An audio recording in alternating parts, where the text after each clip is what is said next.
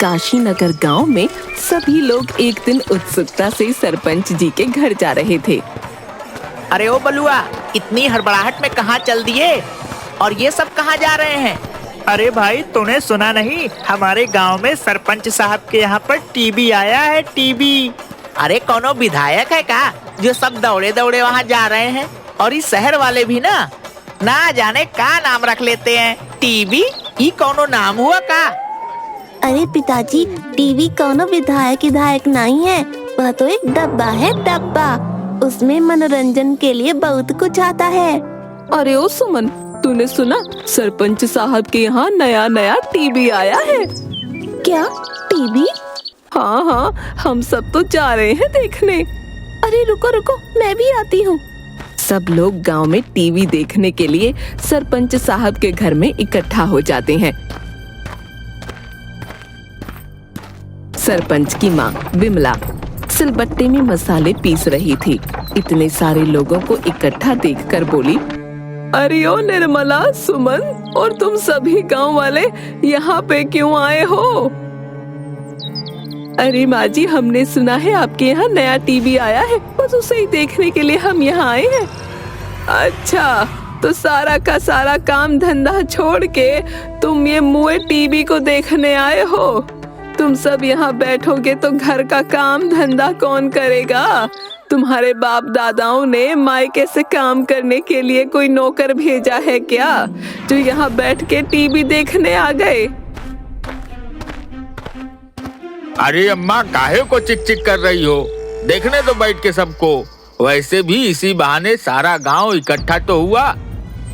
हाँ, मुझे क्या बैठा सबको, वैसे भी मेरी यहाँ सुनता ही कौन है। अगले दिन, अरे सब जल्दी काम कर लो, फिर टीवी देखने चलेंगे सरपंच साहब के यहाँ। सब लोग जल्दी काम करते हैं, फिर सरपंच साहब के यहाँ टीवी देखने पहुँच जाते हैं। ई लो, फिर आ गए काम चोर कहीं के। कोई धंधा तो है नहीं और टीवी देखने का तो बहाना मिल गया इन्हें। सब लोग टीवी देखने के लिए बैठ जाते हैं। सरपंच का पूरा आंगन लोगों से भर जाता है। फिर टीवी में रामायण चलती है। सब लोग टीवी के सामने हाथ जोड़ते हैं और हार फूल भी चढ़ाते हैं। अरे चमुनिया, जा तू भी हाथ जोड़ ले, भगवान ने चाहा तो तेरी भी शादी जल्दी हो जाएगी। ए बबलू, अरे ओ छोरे, आओ भगवान को हाथ जोड़ लो, तुम्हें भी थोड़ी सद्बुद्धि मिलेगी। सद्बुद्धि देंगे? अभी रुक, इनकी सद्बुद्धि निकालती हूँ। विमला फिर चैनल चेंज कर देती है और अचानक से टीवी में शेर आ जाता है। सब लोग डर के मारे इधर उधर भागने लगते हैं। भागो, शेर शेर शेर! अरे यह शेर अगर टीवी से बाहर आ गया तो हम सबको खा जाएगा।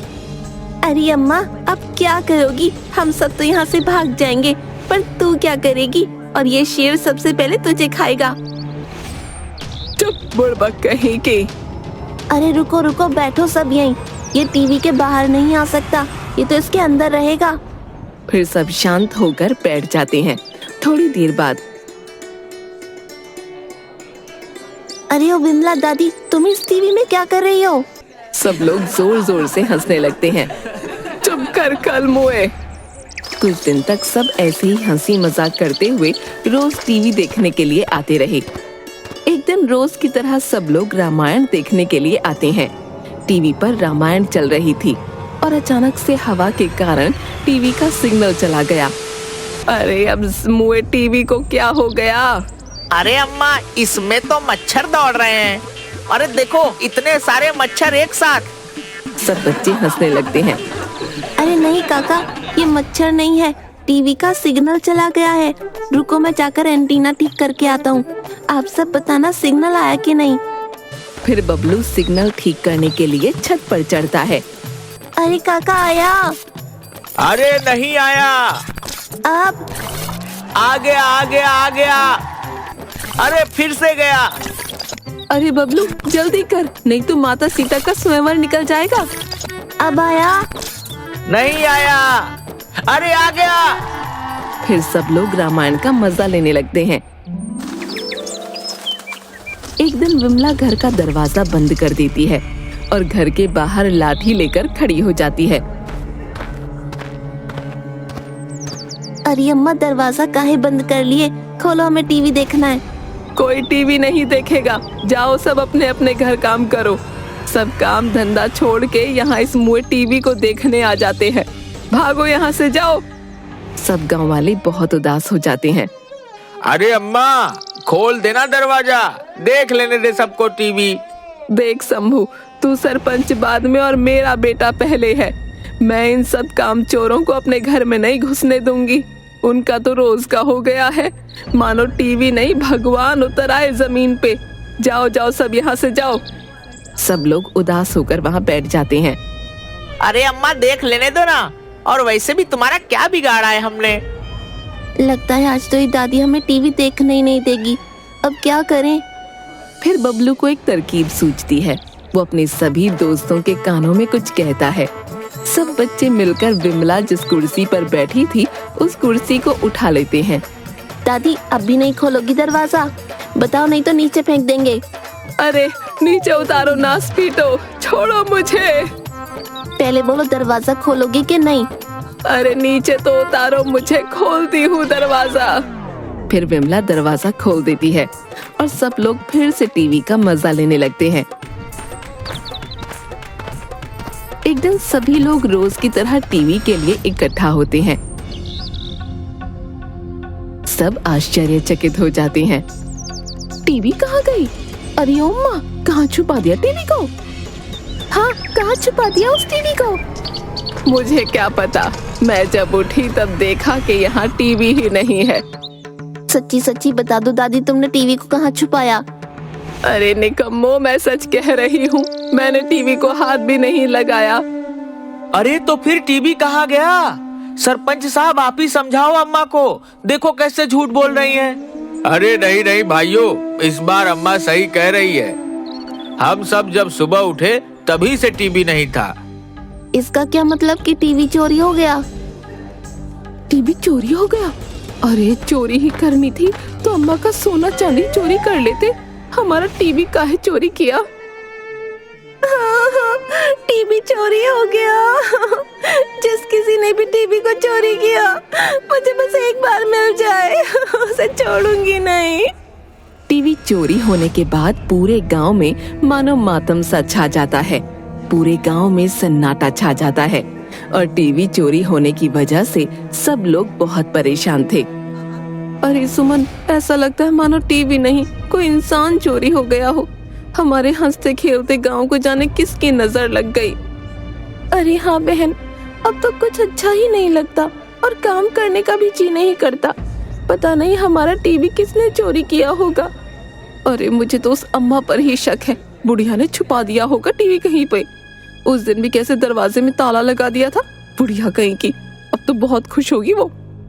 दूसरी तरफ टीवी चोरी होने की वजह से विमला काकी भी बीमार हो गईं। सरपंच साहब विमला काकी के लिए डॉक्टर को बुलाकर लाते हैं। अरे डॉक्टर साहब, मेरी माँ को क्या हुआ है? कुछ दिनों से बहुत उदास सी रहती है और ठीक से कुछ खाती पीती भी नहीं है। सरपंच जी, इन्हें किसी बात की टेंशन है क्या? ऐसी तो कोई बात नहीं है डॉक्टर साहब, बस हमारी टीवी चोरी हो गई है, तब से अम्मा थोड़ी उदास है। आप फिक्र मत कीजिए, मैंने कुछ दवाइयाँ दे दी हैं तो ये ठीक हो जाएंगी। अम्मा, ये दवाइयाँ ले लो। अरे बेटा, सब गांव वालों को बुला ले, वो आते थे तो बहुत अच्छा लगता था। उस मुए टीवी की वजह से ही तो आते थे, अच्छा लगता था। अब नहीं है तो मानो गांव की रौनक ही खो गई है। सरपंच साहब, अरे ओ गांव वालों, सुनो सुनो, एक खुशखबरी है। सरपंच और गांव वाले सब इकट्ठा हो जाते हैं। अरे बलुआ, इतना खुश काहे लग रहा है? और ऐसी क्या खुशखबरी लेकर आया है? अरे हमारी टीवी मिल गई। क्या टीवी मिल गई? कहाँ है? कहाँ मिला तुझे? अरे मैं पास के ही गांव में किसी काम से गया था तो उन लोगों ने हमारी टीवी को चुरा लिया और अपने गांव के चौपाल पर लगा दिया उसे। उनकी इतनी हिम्मत कि हमारी टीवी चुराकर गांव के चौपाल पर लगा दिया। अरे पर रुको, ये भी तो हो सकता है ना कि वह उनका खुद का टीवी हो। अरे नहीं नहीं सरपंच साहब, मैंने खुद इस बात की पुष्टि की है। वह हमारा ही टीवी है। आपको याद है एक बार बबलू और इन बच्चों ने टीवी पर कुछ निशान बना दिया था, वैसा ही निशान उस टीवी पर भी है। तो वह टीवी हमारा ही है ना।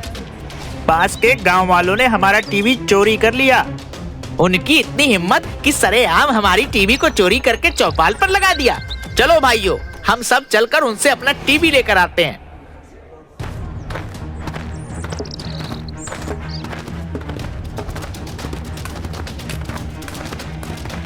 गांव के सभी लोग डंडा लेकर पास के गांव में पहुंचते हैं। अरे भाइयों, क्या हुआ? तुम सभी लोग इतने गुस्से में क्यों हो? अरे भाई, एक तो हमारी टीवी चोरी कर लिया और ऊपर से बोलते हो कि हम गुस्सा क्यों हैं? अरे हमने कोई टीवी चोरी नहीं किया है, यह तो हमारे गांव का टीवी है। ये देखो, हमारे गांव के बच्चों ने इस पर निशान बनाया था। यह टीवी हमारे ही गांव का है, हमें वापस चाहिए।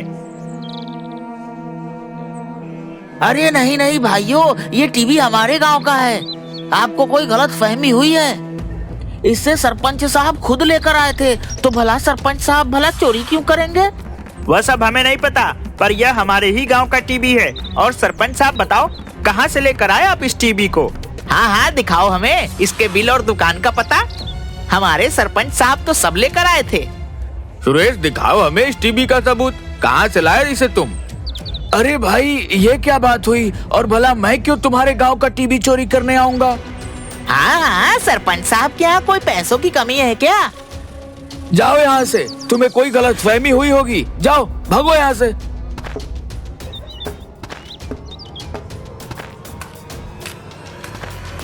अरे सरपंच साहब, मेरे पैसे।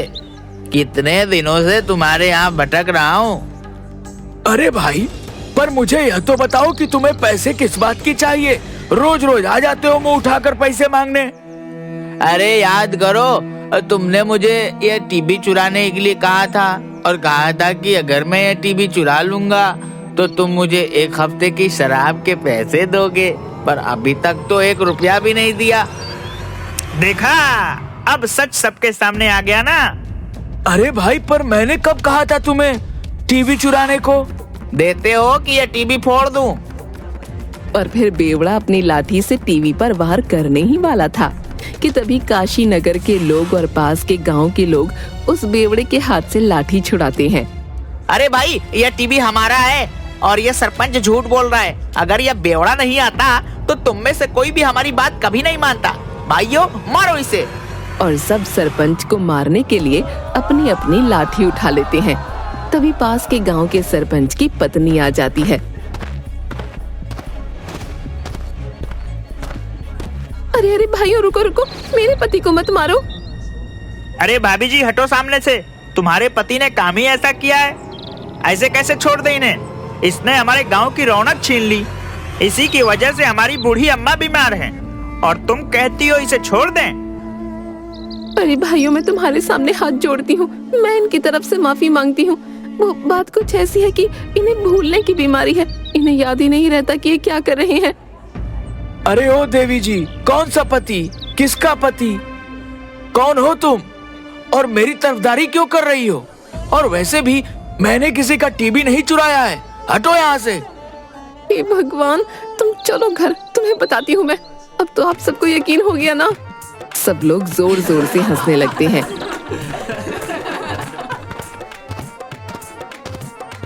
बलुआ मंगलू, ले चलो अपनी टीवी को। हाँ हाँ भाइयों, हमें माफ कर दो। सरपंच जी की भूलने की बीमारी की वजह से आप सबको बहुत तकलीफ हुई। अरे पर भाई, अब मेरे पैसे कौन देगा? अरे भाई, ये लो। अगर तुम आज नहीं आते हो तो सच का पता ही नहीं चलता।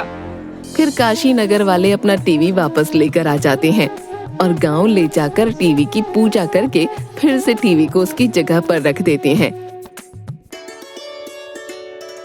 काशी नगर की रौनक फिर से वापस आ जाती है।